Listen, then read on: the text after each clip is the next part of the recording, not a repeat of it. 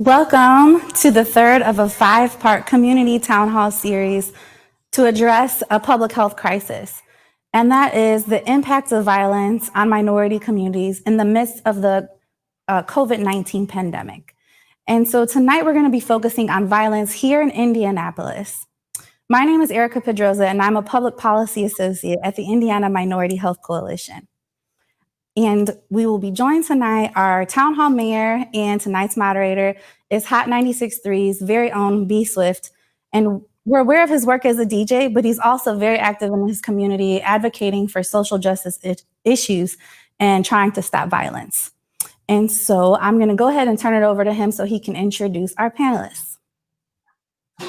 Everyone, welcome to tonight's conversation. We're going to have a great conversation, and all of you that's tuning in, I want you to know that your input and your questions are needed. So don't be afraid to write in the box any questions that you might want to ask or suggestions or anything like that, because this is about our community together. And tonight's conversation is brought to you by the Indiana Minority Health Coalition and the Minority Health Coalition of Marion County. Now, I have some guests with me who all do a magnitude of different things out there. So we'll just open it up for a quick introduction, and we'll start with Ms. Franklin. Good evening. My name is Leesa Carter Franklin. I am a family therapist as well as a program coordinator at Midwest Psychological Center, community-based counseling programs. All right. Up next, we'll turn it over to Mr. Anthony Beverly. Good evening, everybody. My name is Anthony Beverly. I'm with Stop the Violence in Indianapolis, where our mission is to be a catalyst for social change, empowering people in high crime areas to overcome poverty and crime. And we do that with 4 different pillars: prevention, intervention, retention, and recovery. And our stakeholders are youth, parent and caregivers, and our community. All right. And I know we have a third guest, Matthew Steward. Are we up?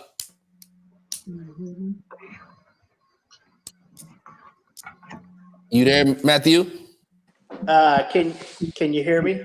I can definitely hear you. Can you introduce yourself and tell us about your involvement in the community in Marion County? Yes. So my name is Matthew Steward. I am a Indianapolis Metropolitan Police Officer for nearly 40 years. Just retired in June of this year. Active member of Alpha Phi Alpha fraternity and president of Steward Speakers lecture series here in Indianapolis. One of my favorite events here in Indianapolis, the Steward Speaker Series. Now, we're going to jump into this.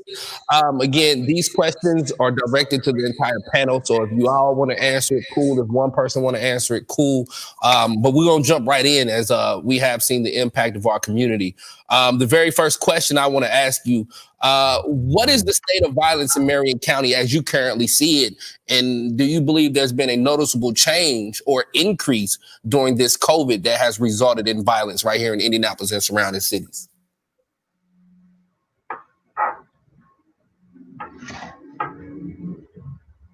Well, if I can share a little bit, it appears to me that we've had some decrease in crime when we were all sheltered in place. There just wasn't the opportunity for crime to occur, I'm sure, with the exception of businesses. And then as we began to reopen the city, we began to hear more and more about domestic violence happening. A lot of stress, a lot of anger, frustration when there are restrictions and young people in particular can't see or touch what it is that they're being asked not to do or the reason why. The rebellion comes in. So I think there has been an increase both in domestic violence as well as crime now that the city has opened back up to some degree. Mr. Beverly, would you like to chime in on that? Yes, I totally agree with her. She's actually right. In March, when we did the shutdown, homicides went way down. I think we only had like 3 or 4 when the shutdown took place. But as soon as we opened back up, we jumped up to like 20 homicides within a couple of weeks of the city opening back up. But again, I think that was because although we were already on a track think that was had a great impact of being sheltered in place, and now you're coming out trying to start life over again. So that did have a great impact on our community. Yeah, I think I seen a stat somewhere that said in 300 days, we've had 1,000 shootings and stabbings. And I agree. I think since COVID and we've kind of opened up a little bit, I think the numbers went up. You know what I mean? Has going up and up and up. So I thought that was a very interesting number I seen. I was like 1,000 in 300 days. Oh wow, that's a lot. Yeah, and that number has our non-fatal shootings has almost doubled within this year. We're already over 400 this year already, and last year we hit 354, and we're already over 400 now. Matt can correct me on those numbers, but I know it's something close to that area. So we still have what is this, September? So we still have 3 or 4 months left to go.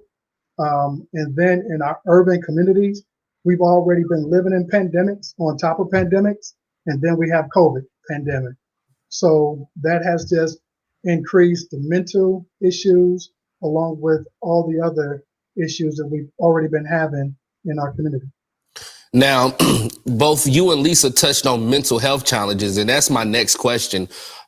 We've been in the house, we've been around spouses longer than we're normally around spouses in some instances. We're around our kids even more than we're around our kids. So little things we might not notice our kids do, we get to see that. Little things we notice our spouses might not do, we get to see that. And it drives us to a point. It's like, yo, I didn't know you did this. Oh, I gotta leave. And do you feel like mental health challenges has risen and caused more problems? Like I know you spoke on domestic violence. I know we have child abuse. Do you feel like COVID has probably taken these numbers up more than where they would have been if we wouldn't have been stuck in the house? Absolutely, without question. With the restrictions, sometimes there comes a lack of hope, lack of understanding, because we can't see COVID. We can't tell if someone is positive or negative or who we're standing next to, which sends people straight into anxiety and worry about things they simply can't control. And then on the other side, we go into depression. And often young people express their depression through aggression, through anger, and they just don't know how to regulate these kinds of really strong emotions. So now parents are seeing what teachers have been concerned about in the classroom with the lack of structure and discipline, and some of those angry words coming, towards the teachers. The parents are now seeing what's happening. So yes, I think mental health has extremely been impacted. It's keeping me super busy, which I hate to report, because at some point I'd like to work my way out of a job, which would mean we are becoming a healthier community. But right now we are struggling. We are struggling mightily, because still within our African American community, reaching out for mental health support is still not an open place to be. It's not well received. You have to push a little bit, but there are those that are willing to get out there with you and meet you in your current circumstance to support your mental health as well as your children. So definitely to just black and white, yes, we're struggling. Anthony, before you jump in, because I see you got something you want to say, I just want to jump in because I don't want to forget this. It's something you just said, Miss Leesa. You said let me phrase it this way. Our community, including myself, we don't look at the mental health and reach out for help. Why is that? Why are we scared to say, hey, maybe I need to talk to a psychology. Hey, I need to go talk to the doctor because something isn't right. I can say for myself, as somebody who's used to working 7 days a week, being out at nighttime, being able to do this, since being on lockdown, I've gone a little bit crazy. I've been in the house, I'm hyperventilating, I'm catching anxiety for certain reasons. Why don't we like to call a doctor and ask for help, or to sit down and talk through these problems that we're going through? A lot of it is through our history. It started out in Tuskegee when we just didn't trust what the doctors were saying, calling medicine, and saying they were curing us as a people during that study. They're actually making us sick. So that kind of concern about what doctors are doing for us as a community is one of the barriers.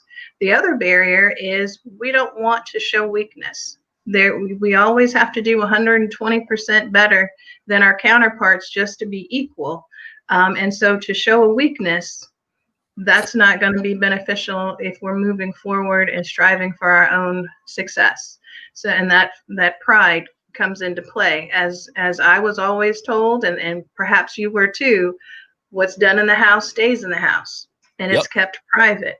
And so those are just a few. I'm sure there are many other reasons as well, but fear is another one. I often hear my young people say, I don't want you in my head. I don't want you in my family because, you might control something. Absolutely not.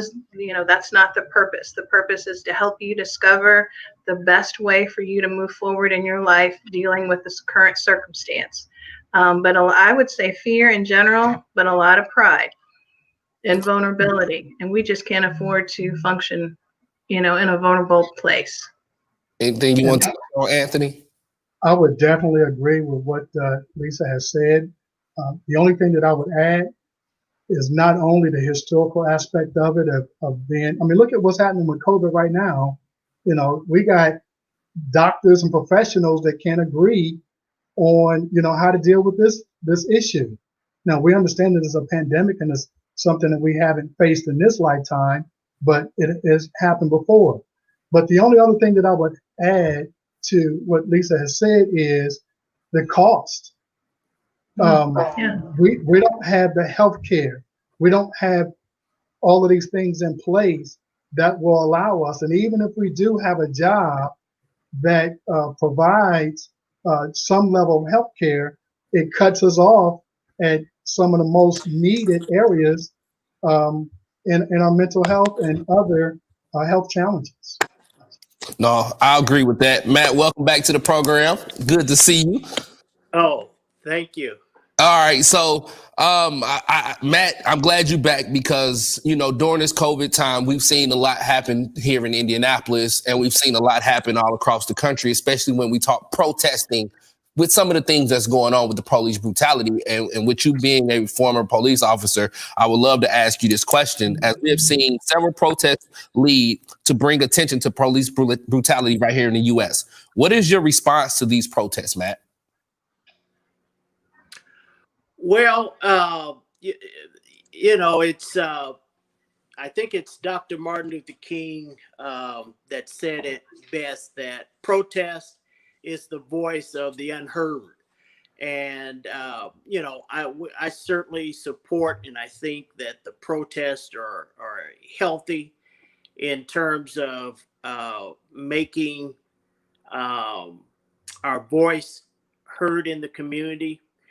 Obviously, I think that it's a distraction when it degenerates a little bit into the violence or the looting, and I understand a lot of that is potentially from outside voices, outside individuals. But I think the protest itself is it's a very constructive way of making our voice heard in the community. No, agreed, big time. Now, another question I ask, and this can go to anybody. With these protests, you've seen a lot of different measures issued. We've seen tear gas and a lot of other things issued, again, because of looting, because of rioting and things like that. What type of de-escalation strategies should be implemented to decrease some police violence, not only in Indianapolis, but around the country? Because when we look at a news station one week, we see 2 or 3 police officers run up on a young lady, they hit her with batons, push the other one across the country. We've seen multiple different things. Do you guys have any suggestions on what we can do to decrease police violence in a general? Well, I'll jump in and say one of the bigger issues I think that I see is the narrative around violence in the urban community has to be changed. We're no more violent than any other community, but yet the narrative in the news media and across the country paints a real bad picture of black men as a threat to society. So we have to change that narrative. I mean, I deal with guys, that very nice guys. They just got caught up in some bad situations, and they want the help to be able to change their lives. The other thing that has to happen is we have law enforcement that always says, if you see something, say something. What is law enforcement doing inside their offices if they see something that's wrong?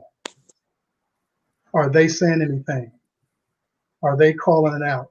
And so the good officers, I believe, are more responsible than even those who are out there doing the bad things, because it's their responsibility to speak up. But do they have the same code that we have on the street of keeping silence? Because when you look at police departments now throughout this whole entire protest, and maybe you can chime in on this a little bit, Matt, you look at what's going on now. We've had multiple police forces that have been involved in a situation, and when called out about it, it wasn't, by the news or whoever. Then you get the whole police force or task force or whoever that is to resign. Like, how do we say, how can they tell us to see something, say something when one won't say nothing, but if they all say, hey, we walking off the job today, they stand in solidarity, even the good guys that's on the fort. You know what I mean? Like, how do we change that? Because if I'm in the streets, y'all won't say something. Why y'all keep telling me to say something? Yeah, absolutely. Valid points. I think I would say the following things though to this. One is, I think we are as an agency doing a better job of making sure that officers are protected. Officers know that they have a duty to come forward and report. For example, just here recently, this year we've just updated our general order policy where we explicitly say for officers to come forward. Now, I know sometimes things are easier said than done, even with the community. When we ask the community, see something, say something. Sometimes when you're depending on that next officer on that next beat to come and back you up from a deadly force situation, you want that officer to be able to respond. So it's not just as easy to say. And I understand the fact about see something, say something to the community. Community people are afraid sometimes of retaliation from the community. And so they don't want to be identified. They don't want to go to court. So we understand that. And that's one of the reasons that we've kind of established the Crime Stoppers, where you can call in, you can report things anonymously. But we have stressed, particularly this year, that officers have a duty, have a responsibility to report any kind of wrongdoing. I know as a supervisor, and I spent most of my career on the department as a supervisor. And so I know we had the opportunity to write up a number of different situations that existed on the department. Now, probably the bad thing about it is we don't always do a good job of letting the community know those actions that we've taken from an internal standpoint.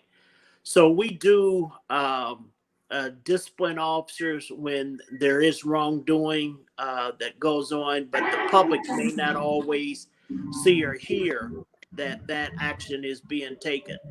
But I think the overwhelming actions by the 1,700 men and women of the Indianapolis Metropolitan Police Department is overwhelmingly good. And you would be surprised to know that when officers see wrongdoing, even police officers, they do report it, and we do take action. Now, again, we don't always get that information back out to the public that we've identified this wrongdoing and this action has been taken. And that's I think that's the main issue that we need to do a better job on reporting or communicating that back out to the public. All right. So what I want to do is I want to get into some other conversations. Like I know earlier we talked about how there's been over, I believe, 1,000 shootings and stabbings here in the last 300 days. I know the nine deadly shooting numbers, I believe, are up a little bit. And everybody can jump in on this. What are the current needs that we need to address violence in the minority communities? We need to meet those community circumstances where they are. They're food deserts. We've got folks who are struggling with rent. Now the electric bills. So basic needs are not being met. And so when basic needs are not being met, folks are going to do what they have to take care of their children and to take care of their families. So when we talk about systemic racism, all of those things come into play. So we need to begin everywhere simultaneously, because it affects every system that impacts our families, our children, and our youth. So employment, number one. We've got to give folks opportunities to work. We've got to get folks trained, because we've lost a lot of jobs with COVID. We've got to get these children in a place where they can be taught to read, because folks are being pushed on and they're struggling academically. When you struggle academically and you're retained after the third grade, statistics show you may not graduate. There's still conversation about that pipeline straight to incarceration. So education is another area that must be managed. It must be touched upon. And for me, mental health. These children today have difficulty with problem solving and helping each other to work things out. They're quickly turn to violence to solve and have that last say without thinking of the finality of that particular action. And most of the young men that I've spoken to who have been in altercations where folks have been killed, and they're saying self-defense or others, because I did a lot of work in the jails. They didn't mean for it to happen, but they were angry and they didn't feel like they had any other options. So we've got to help our young people think through, problem solve, and manage their emotional feelings and emotions, because right now they're out of control. The anger is out of control. So I hope my other counterparts will jump in here, but mental health support has got to be a part of any of the programs folks are going to put forth to support our community. I agree with that. And Anthony, I want to get you to chime in, because I know you're in the streets. You would stop the violence. So I know you see a different side of things, being able to be a part of this and at different tables. I mean, do you have anything else? Again, I agree with what Leesa has said. I want to quote something one of our youth said at one of our conferences about a year ago. And she said, our community has fallen under a false belief surrounding violence. And her comment was, conflict is inevitable by human nature, but violence is always preventable. And so there's no doubt that we're going to have conflict, because that's human nature. But we can prevent violence head on. So with that said, everything rises and falls based on leadership. And so if we don't have leadership in place that is operating from a lens of prevention, then we're going to have continued violence. And I'm not talking about, just from the city standpoint. I'm talking about the ground level. And that leads into my next question, because basically when you say leadership, now we can say these people need to be at this table. And when you look at TV, when you see certain conversations had, you see a certain people at the table. You know what I mean? And this is just to throw some of the people I've seen at the table. I've seen Stop the Violence at the table. Now I'm starting to see Peace in the Streets at the table. I see 10 Point at the table. But do we have to open this table seats up to other organizations like the Before You Falls and the D. Rosses, who aren't and again, I don't want nobody to take this the wrong way when I say it, but who aren't so far on the older end of the spectrum. You know what I mean? Like you got some of the younger grassroots guys who are a little younger who might really have been in the streets at one point. Not to say that the older end are, but I'm 36. Sometimes I don't listen to my father, but I listen to my uncle who might be 15 years older than me because you know you a little bit closer in age. I can take your criticism. I can take the words you say. Do we have to start opening up these seats at the table to these type of guys out here and get input from them? Oh, most definitely. That's a number one. We have to, but both sides have to understand and respect each side. Yeah, You know, I was talking to a young guy the other day, and they asked me, you know, what happened to the respect? You know, our young people think differently than we do, and we have to be able to love our young people, but also be able to set those limits. And then our young people have to be able to respect the wisdom of the elders and bring those things together. But at the One same of the time, the elders got to respect the young person's opinion, because a lot of elders look down on us like what we say isn't good. Oh, y'all 20 and 30. What y'all saying, y'all don't understand it because we seen it. Like, we get that too. But if you want us to respect you, you got to respect what we say just as much. Yeah, I totally agree. so And it's gonna take this generation to change what we see right now. And if we don't listen to them, then look, I listen to the young guys all the time. They hit because the language changed on a daily. Facts. So I don't know it moves on a daily. So we have to. So you're right, B Swift. We have to be able to listen to them and respect their opinion, respect their comments, respect where they're coming from. But then we have to, listen to the wisdom of the elders because nothing new has happened under the sun. I agree with that. Matt, go ahead. So, B Swift, I just want to chime in again and say, spot on to what Leesa and Anthony are both saying. It is critically important that we open up the table to more voices than have traditionally been there. It is true that our elders do not know it all, but it's also true that young people don't know it all. But when we all are seated at the same table, we begin to learn from each other. So it is definitely critically important that we hear from those traditional voices. I don't want to sidestep them and sideline them, if you will, because they have critical information from past experience that's helpful to the younger generation that also has critical information that the senior group does not have. So I think it's not either or, it's both and, coming to the table and listening to what we're all saying at the table, and a little less talking, a little bit more listening to what the various sides are saying. And just another entity that I wanted to throw out there is the Peace Learning Center. It's another valuable tool, resource of this community that can help de-escalate, if you will, can help solve some of the crime. It is city leadership. It is community leadership.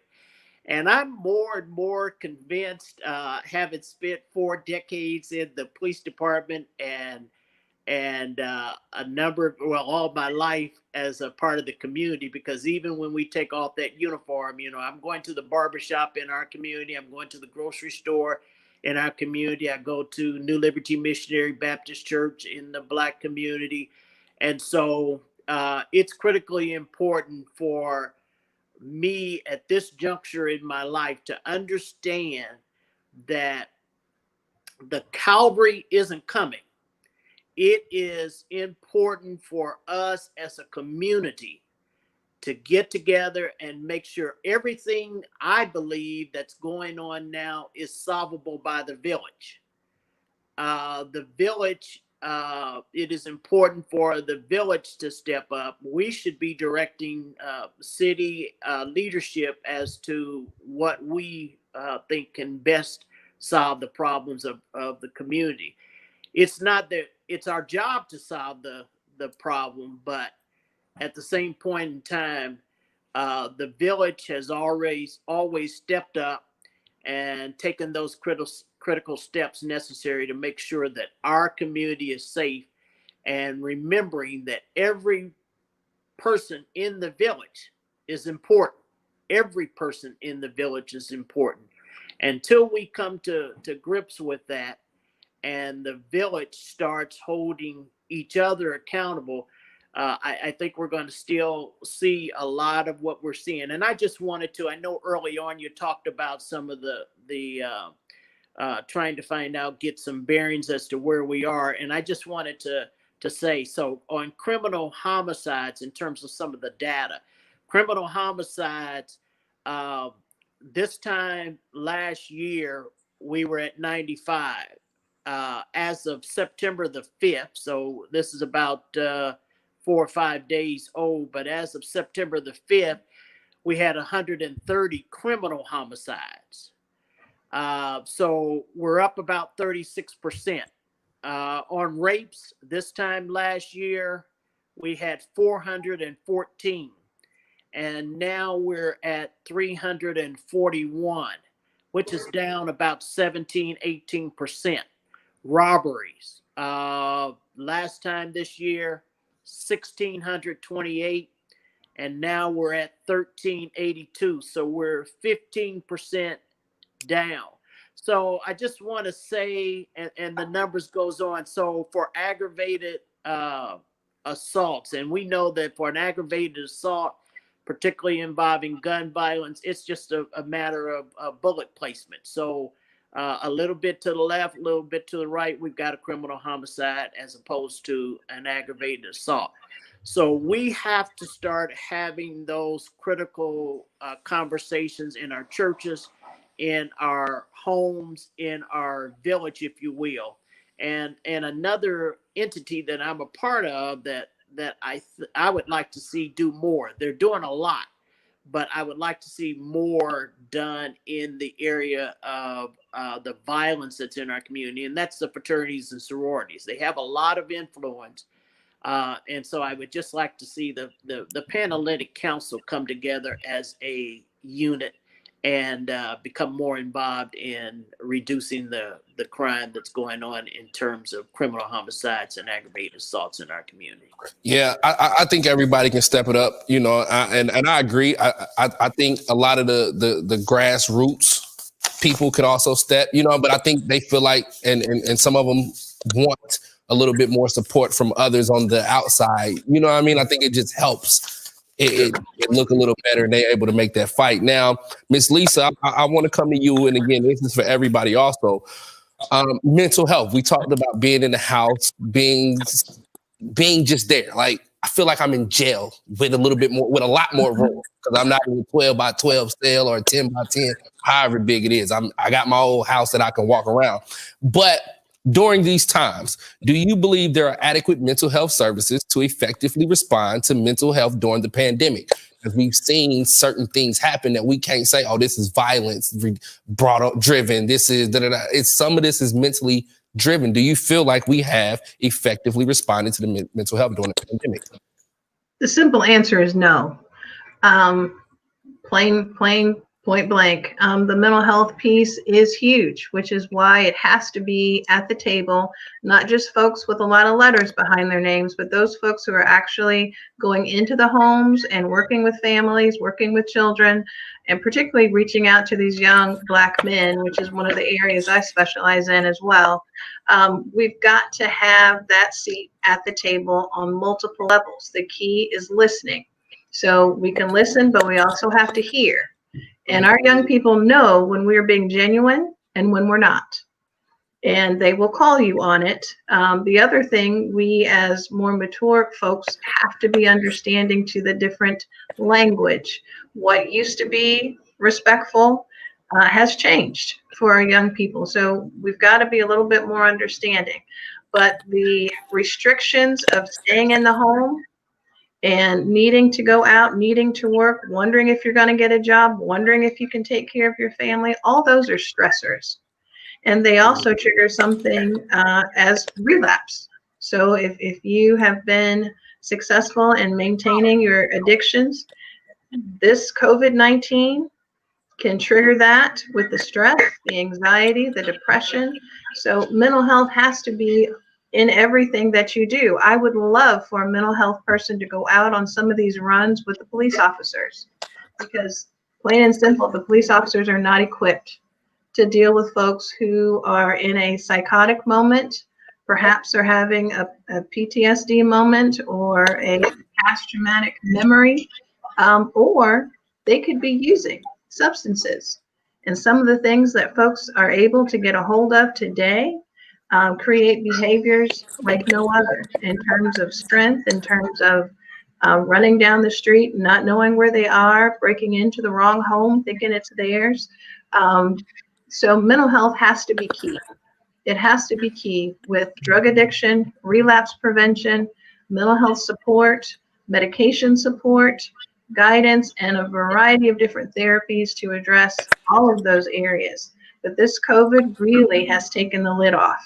It has. And hopefully folks are really looking to open the door a little bit and allow mental health clinicians to support on a wider scale. Well, if people want to open that door, and again, in our community, I've noticed going to the doctor isn't the cool thing to do, whether it's mentally or whether it's physically. Again, as a young Black man, I can tell you, I hate going to the regular doctor because I don't like needles and I don't like bad news, but I go. You know what I mean? But I go. And if somebody's on here right now and they're watching and they're listening and they're like, you know what? She's saying some of the things that's happening inside of my home or inside of the houses I see or people I know, and I want to help or I want the help. What are some resources individuals can use or reach out to in order to find that type of help? Because we need it. And again, we're scared. We don't want you in our business, but it comes a time where we see something about to go from here to go here. And we don't want to go there. So how, what are the resources that we can use and call or email or visit to help stop that before it happens? Well, before Anthony, I know you want to jump in here. I'm just going to do one. I'm going to give one support. This is National Suicide Month. So I would like to give the suicide hotline, and then I'll let Anthony jump in there because there's so many resources citywide and statewide.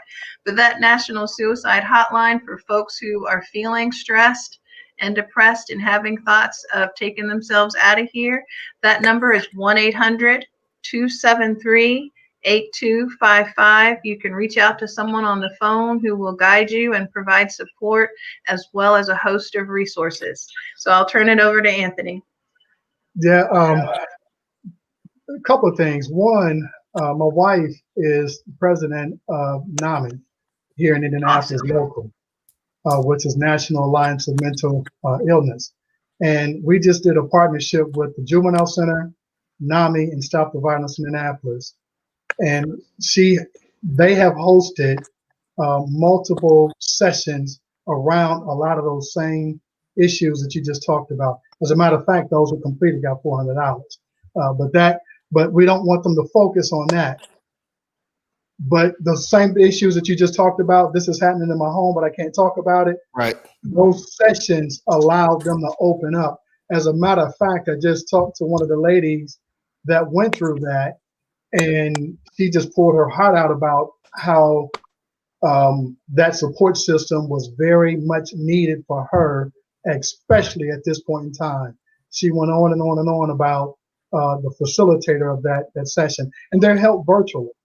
And so that partnership with the juvenile worked out very well, and she's planning others.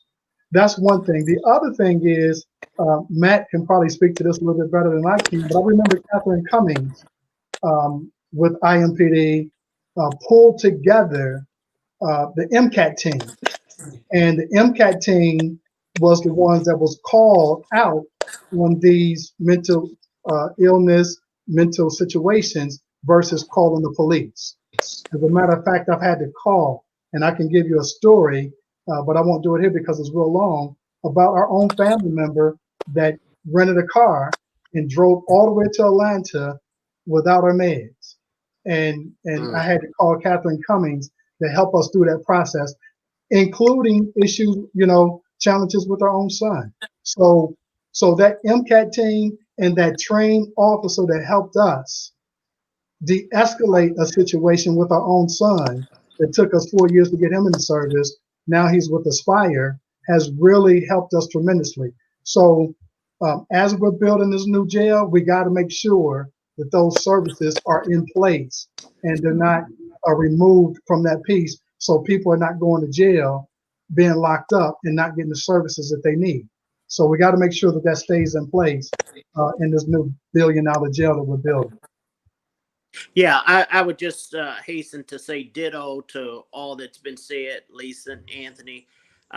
We do have several teams made up of a mental health professional out of Eskenazi and out of community health hospitals, and one person from one of those facilities, EMT, and a police officer that constitutes the team, and they go out on long term, if you will, or those individuals that are threatening suicide. If we've got an opportunity to send that team out, if we can send a CIT officer, and we have of 1,700 police officers, we probably have about 10 or 15% of our officers that are critical incident team officers that have been trained in mental health, more extensive training in mental health. They're not, professionals per se, but they have had more training than the regular police officer in dealing with these kind of incidents. And so whenever possible, we try to send them out on those runs if we have those officers are working at the time. So you're exactly right. It's critically important that number one, that police officers get more training around these issues, and that whenever possible, we send and when it's safe to do so, send mental health experts out to deal with the mental ill subjects, because more and more, as Leesa indicated, there are a lot of stressors, particularly now given COVID-19, as it relates to jobs and food and rent, and then children and education. All of those are adding to stressors, and if you don't have the income coming in to address those things, you're going to be dealing with more and more mental health issues. So I agree with what Anthony and Leesa both have said. That's good, because you answered one of my questions about where social workers riding along with officers in some cases. So I'm glad you were able to answer that question. Now, I do have a question from a viewer for Matt and Leesa, and it deals with domestic violence. As we all know, we lost an officer, Miss Leach, not long ago, who was responding to a domestic violence call. And the question said, is it prevalent here in our communities in Indy? And what sort of resources are there for those who are victims of domestic violence?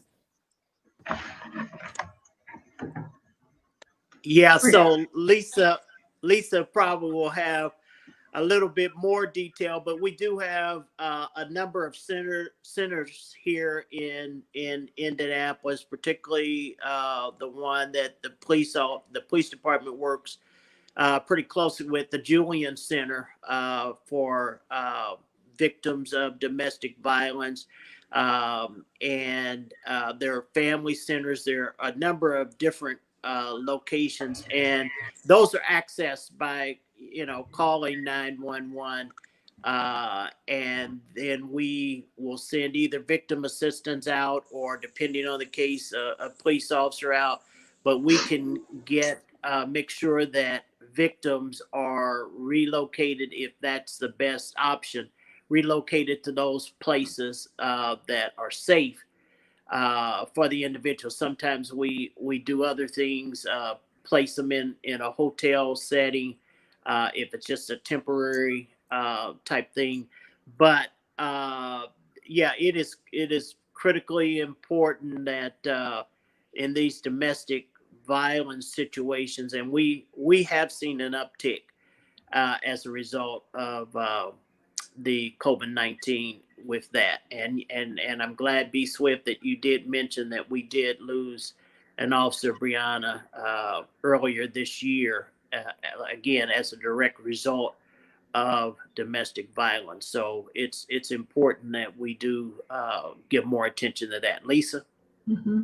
Well, thank you. And yes, I've just been reading over some studies regarding the domestic violence calls and the increase, and they have increased by 9.7%, it looks like. And more things are coming out, but I'd like to just provide some contact information in terms of where to call. So the first place is one of the navigation hotlines, and that you can reach that at 317-926-HELP. The Indiana Coalition Against Domestic Violence is another resource. There are so many programs. There's Families First also has quite a few programs as well. But I would say, in regards to what Matthew shared, the Julian Center is number one in terms of all of the resources that they can provide, including helping and assisting with protective orders. We have several locations throughout the city that will house mothers and their children in secret locations, if you will, with a host of security to make sure that they're protected until they can get to court and make other arrangements and so forth. But I'd like to look for some additional information for you to provide that. But what is different is there's been a decrease in the child abuse reports because the children aren't in schools. The mandated reporters can't lay eyes on these children, the school nurses, the teachers, the principals, the bus drivers. So we really want to watch out for our children as they're coming and going. A lot of students are in hybrid programs where they attend some classes in the physical building, some things at home on the computer. But that's something that we really need to be careful about in terms of the children. They need food and just basic necessities. But the domestic violence is also happening amongst our young people. So it's not just married couples or older folks. Our young folks from 16 to 26 are having just as many difficulties managing their anger, frustrations, their desires. And so they have to access these services as well. So I will continue to look for a couple more contact numbers in case Matthew or Anthony want to step in, and I can provide those here shortly. All right. So I know we're about less than 15 minutes left in this conversation, and we got viewers asking all kind of things. And one thing that has been brought up on pretty much all of these, and maybe this is, and I know everybody's probably going to chime in on this, is discussion around defunding the police. As we watched protests, as we watched violent acts happen, we've seen people across the world call for defunding the police or restructuring the police. And I know here in our city, we got problems, you know what I mean? Inside, outside of the department. Do you guys believe in defunding? And if so, is it defunding and restructuring, defunding and putting that money into more programs like translators for those who don't speak English? Because we do have a large community, a large population that don't speak English. We could use that in putting some of those mental health people in the cars to go on some of these rides. Could we use that to make sure we have those officers in the communities really connecting with the village? You know what I mean? Like, what's your stance on this whole defund or restructure? Well, my response will probably be all of us want it. Mine will be real short, I promise. I really think restructuring would be beneficial in as much as we've got to get a different style of training for these officers. For whatever reason, there is, from my position, a lot of fear of our Black men and the desire to control everything during a stop. Our Black folks use our hands when we talk. We use our arms to describe things, and that, for whatever reason, is threatening. So we really need to retrain, re-educate, and sensitize these officers in a different way, because what's happening now is not working. It's not working. And so police officers are perceived to be dangerous. and not folks that we trust right now. And I'm just being honest, from the young people I'm working with every day, and the children that I'm working with every day, and the adults who are advising the children on how to behave when it comes to officers. It really bothered me that I had to teach my sons, and I have two, how to behave if they were pulled over differently from my white counterparts who had no inkling. Why would you talk to your boys about that? Why is that important? So the officers need some examples of how to handle those situations with that training. They have to also welcome people of different backgrounds. There's so much animosity right now, and I'm not sure where that's coming from and why it's okay to express that on the job. But I think a restructuring, it would be beneficial, and with some different programming, but they've got to let some folks in there who can speak plain and not with a lot of fluff and, you know, those feel good terms. We've got to get down to the business of making everyone feel safe. And I'll turn it over to my gentlemen colleagues. You know, one of our law enforcement officer who's a chief said in a press conference a few months back, so we've been locking people up for hundreds of years. And where has that gotten us? What are the results? And the answer to that question is recidivism. If we don't address the root causes, we're going to continue to lock people up. You know, and I'm going to give a shout out to D. Ross and the Shanes and all of those guys who are in the streets doing what they're doing, because we can't do this work without them. Going back to 2010 and 2012, I worked on the Far East Side with D. Ross, and I could not have accomplished what we accomplished without a D. Ross. But we also had a Jim Waters, who's no longer with us. We also had a Becky Lake and a Scott Hassler and a Tom Kern who worked on that East District, and Becky Lake and Karen Arnett. Mm-hmm. But I want to share what Jim Waters said. He was the East District commander at that time. He and Sharon Franklin. He said, his motto was, if it's good for the community, it's good for IMPD. And what he did, he brought him and Scott Hassler, they brought resources in on that Far East Side. And we saw a reduction in crime because we met people at their point of need. Mm-hmm. And then he was promoted. Then we had to start all over again. And so when we meet people at their point of need, crime goes down. Crime goes down. So when you talk about funding, let's focus on where the real need is, which is helping people overcome their barriers. That's facts. Anything from you, Matthew? Yeah, so I would again just agree. I think we have so much more in common than we do disagree. I do not, and the leadership of the department does not, and I want to be clear about this, we do not support defunding the police. What we do support is perhaps, and I think it's more of terminology of words, but reimagining the police. So we just been talking about here today that there are some things that police officers do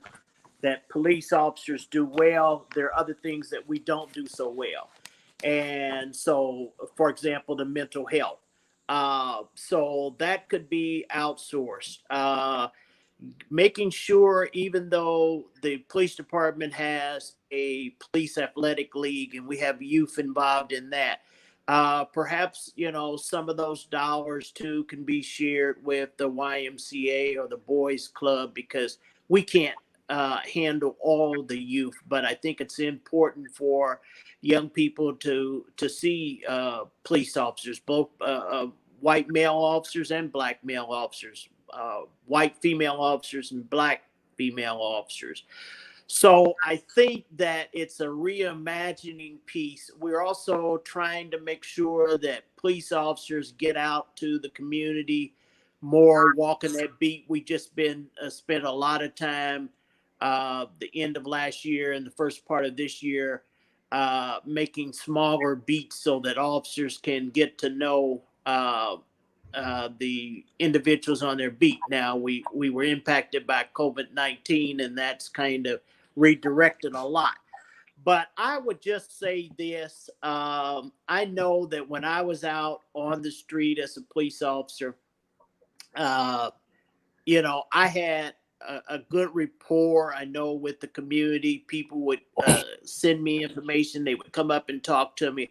I just remember the time, B. Smith, I not too long ago, perhaps 2 years ago, I was driving up to a church that had was having a wake at the time, and it was on the south side of Indianapolis.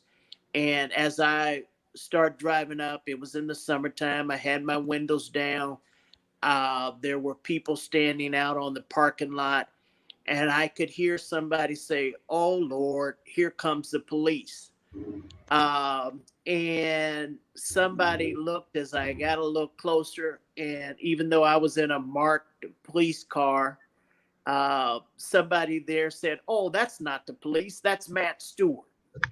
So the point being that the more you get as a police officer, get to know your community, they know what kind of response they're going to get from certain police officers. And we at the Indianapolis Metropolitan Police Department are trying to do as much as we can to make all officers be perceived and received with that approach. And the more you get out of the car, the more you interact with the community, the more you try to figure out ways to be helpful and meet, as Anthony said, meet the community where their need is.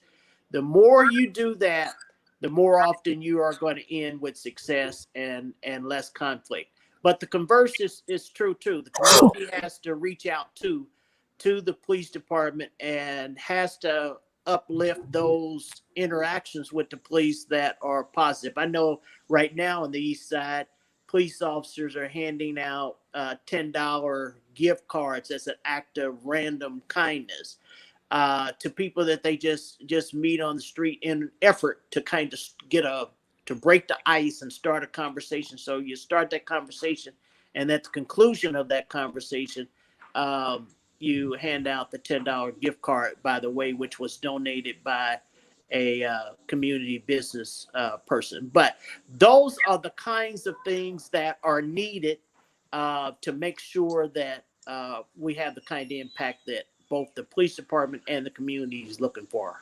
Nah, I agree. I mean, and you guys got some wonderful people on the force. You know, I have a few friends, people I grew up with that's joined the force, and I know they're wonderful people. And then it's like Miss Leesa said, sometimes it's a few people that need to be desensitized. You might speak and they look at me like I'm crazy, or when they pull me over, it's a whole different vibe, but I get it, you know, and as long as you guys are trying to figure out that type of training and work there, Yes. I'm with all of that. Now, before we get out of here, because we're very close on time, somebody asked, and maybe everybody can chime in on this, you know, with this whole COVID-19, people working from home, kids not being able to go to school, not being able to be seen for maybe they are being abused and things like this. Are there any safe spaces that you know about for minority children to do e-learning right here in Indianapolis, especially for children who have working parents? That means with supervision. I am not familiar with any of those safe spaces. I do know that some parents have collectively gathered those children who they feel their families are responsible, and they are having time in the library. Sometimes the schools can help support that networking opportunity as well as your church. But right, it's again, this COVID thing is not seen, and if it hasn't touched your family, it's a scary thing. So I hope folks continue to navigate the internet for those safe spaces, but I'm not familiar with any particular program at this time. Yeah, there are, I can't remember all the community centers, but there are like 6 or 7 community centers that are going to be starting that up real soon if they haven't already. I saw news report on that through IPS and a couple other community centers that are going to be having those spaces. I think Bonner Center is one, Shepherd Community Center. Some of those centers like that are planning to start that piece. I think Mind Trust. I don't know why that name sticks out, but I think it's Mind Trust is doing something. Yes, they absolutely. The Mind funding Trust. That's what I was just about to say. The Mind Trust has a half a dozen centers across Indianapolis, at least, that young people can come to their site and they're on hand. There's adult supervision. There are safe places. So that's one of the key places that I would start with. It would be the Mind Trust, giving them a call. Yeah, I know we donated some desks. We did a contest on the radio giving parents desks for the kids, and I think we donated a few desks to one of the centers. So I think that's why that was sticking out in my head, but I know that's a place. Before I get you out of here, I just want to say thank you to everybody for this conversation. I think we opened up a lot of different dialogues and a lot of different things that people need to know about. Tomorrow from 10 a.m. to noon, we're doing this roadblock on the radio, and it deals with mental health and depression and suicide and things like that. And Ms. Leesa, you brought up a good point, and I would ask for you to repeat this number. There are people who are sitting at home with all kind of different thoughts in their heads right now. They don't have anyone to talk to, and sometimes the thing that runs through their head is it's better not to be here than it is to be here. And we don't want them here. We need them here. We need them here. Can you please give out that 1-800 number to the suicide hotline? Absolutely. The National Suicide Hotline is 1-800-273-8255. And the Indiana Coalition Against Domestic Violence, this is a hotline as well, 1-800-332-7385. And one more phone number real quick, Crisis and Suicide Intervention, 317-251-7575. Or you can text CSIS to 839-863. Listen, I appreciate all of my guests. Once again, we have retired IMPD officer and Matthew Steward, who also runs the Steward Speaker Series, which I'm waiting for 2021 for that to return, as that is one of my favorite events in the city. Anything planned for that, matter of fact? Yeah, so we are working on it, and like everything else, we would have done something in October this year, but because of the virus. So 2021, we're working on it, and we'll be making an announcement shortly. All right. Thank you very much. Thank you to Mr. Anthony Beverly from Stop the Violence Incorporated. Appreciate everything you've done today and everything you said. People want to reach out to you. Is there a way? Yes, they can reach us at our phone number 317-692-9929, or they can go to our website and connect with us there. Also, don't forget, again, my wife is with NAMI, and they have a lot of mental health support groups that are taking place, specifically focused on the urban area because of the stigma that's around it. So they're doing all that they can to do that, so they can reach out to NAMI as well.